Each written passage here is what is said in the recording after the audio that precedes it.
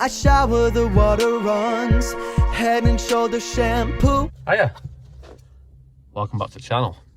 This shouldn't be a very long video, but I'm going to fix a problem that is not showing itself today because it's probably the hottest day ever. And it's fucking warm in here. So the only water in here is coming out of me.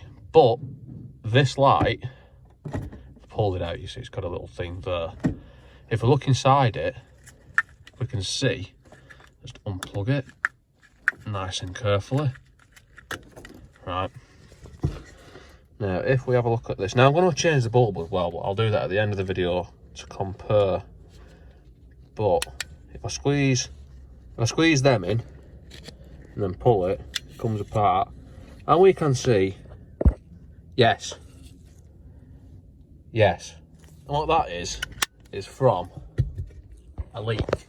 And where the leak will be coming from is, if we look inside there, that is the back of the aerial, which is on the roof.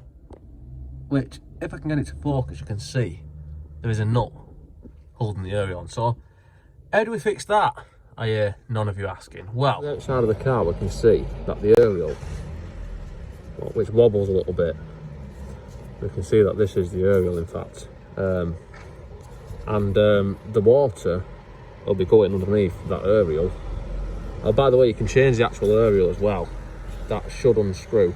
Looks like mine's seized up. I'm not changing that, so it's irrelevant. But if you do want to change this, you can get like little bee sting ones and shit. That'll be even worse at picking up the radio stations, and that'll unscrew. But focus on what we're doing. So the water is getting underneath there. Now, I've fixed multiple other leaks on this car, as I've done in other videos, and this is sort of the last place it can really leak from. So it's sort of the last one to do. So we can start by undoing that nut, which is a 10mm. And I'll take that off like that, and then that there is well, that should now be loose, and we can see that that is the wire which goes to the aerial, which doesn't want to fall inside the headlining, so we can't get it back. Now that's loose, we can sort of see daylight through it. Hold on. There. Yes. That is probably where the rain's coming in. If we make our way back outside of the car, we can pull that off. And yeah, that's where the leak's going to be. So I'll just give that a quick clean, for which I'm going to use professional brake parts cleaner, because I am professional. So spray it on the affected area, nice and sparingly, and then rub off nice and lovingly. And that should be about clean enough, I reckon. And following that, the fix is quite simple. As with most of the other leak fixes on this car, it involves some kind of silicone. Gasket maker silicone, bathroom sealant, fucking shower sealant, whatever, don't matter, as long as it is sticky and waterproof. So obviously I need to go all the way around there. I need to go around that one, so that works. And then I go around the other one as well, just for good luck. As long as it's got enough on it, it doesn't really matter how neat it is, so that'll do. That's enough. That is more than enough. Not forgetting to put the lid back on it to stop it going off for next time. Like so. And then we can move on and we can put this back in place nice and neatly. So obviously now where we put that, it goes where it came from and it just pushes in nice and neatly, like so. And we put the nut back on, put the wire back on inside. So let's go and do that. I should have mentioned this before, but this pushes in. If you want to take it off, you can just sort of pull it off. So now we have got, well, a load of silicone leaking everywhere, which ideally we want to wipe off as good as possible to make a good connection between the aerial wire and the aerial, which will fit back on in the same manner as it was removed, as you might expect. So we put that back on, and then put the nut on. Self-explanatory really, but might as well as show it properly, in depth until the end, until the job is complete. No, fuck that. Not forgetting to tighten it up to a preset designated manufacturer specific torque setting, like so. And you don't particularly have to use this much sealant. Now I've probably put a bit too much on it because I don't want to do this twice. But if you have put too much on it like me, then now is the time to wipe it off. You can carefully wipe off the excess with a rag. Until you reach an acceptable level of cleanliness. And now we can finish the job. Obviously we need to make sure the radio still works. That's enough of that. Right, now we can put the Citroen back in. If we notice it's got like a little clicky shitter in it, so you do that and then you click it into place. Obviously put the hole through it, and if you look there, there's like a corner of it. That corner's got like a bit of a doofer on it, which needs to be in the right place. So that goes to the front left on my right-hand drive car. So that is that in there, nice and snug now. High quality product. Now before I put this light back in though, I'm going to clean up the connections on it a little bit. Right, so if I take this bulb out, or this bulb holder out, if I squeeze the sides, I can pull that out and you can see that's pretty shitted up. But mainly, I mean, that's the bit that slides with the switch.